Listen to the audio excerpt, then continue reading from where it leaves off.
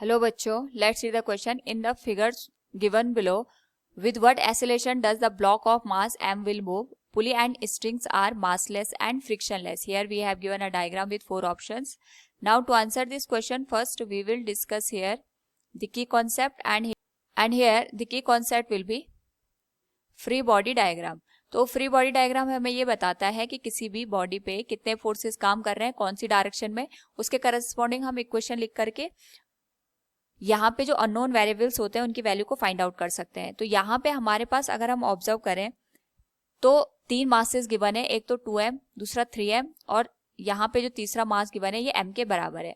तो सबसे पहले इन पे लगने वाले टेंशन फोर्स को और एक्सेलरेशन को अगर हम यहाँ पे रिप्रेजेंट करें बाय फ्री बॉडी डायग्राम, तो यहाँ पे सबसे पहले जो m मास है इसके लिए हम फ्री बॉडी डायग्राम कैलकुलेट करेंगे. इस पे डाउनवर्ड डायरेक्शन में इसका फोर्स काम करेगा, दैट इज mg, और अपवर्ड डायरेक्शन में इसका टेंशन फोर्स काम करेगा t.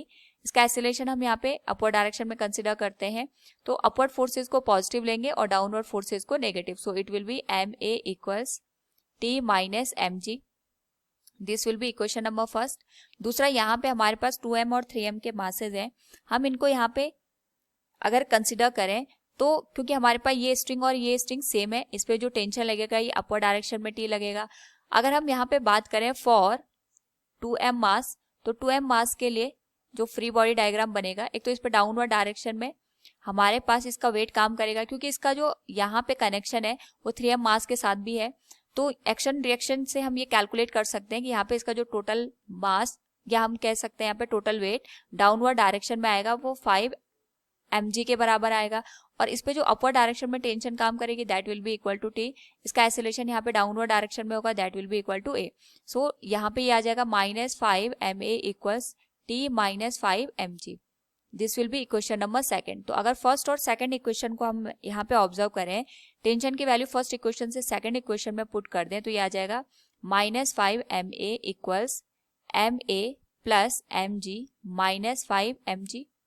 तो ये आ जाएगा हमारे पास यहाँ पे -6 ma के बराबर और ये आ जाएगा हमारे पास -4 mg के बराबर. m से m कैंसिल हो जाएगा, तो जो एक्सेलरेशन की वैल्यू निकलेगी दैट विल बी 4/6 g के बराबर, जिसको हम लिख सकते हैं 2/3 g. So from the given question we can say here acceleration of the block of mass m will be 2/3 g. Option third will be the right one. Hope all you understood it. Thank you and best of luck.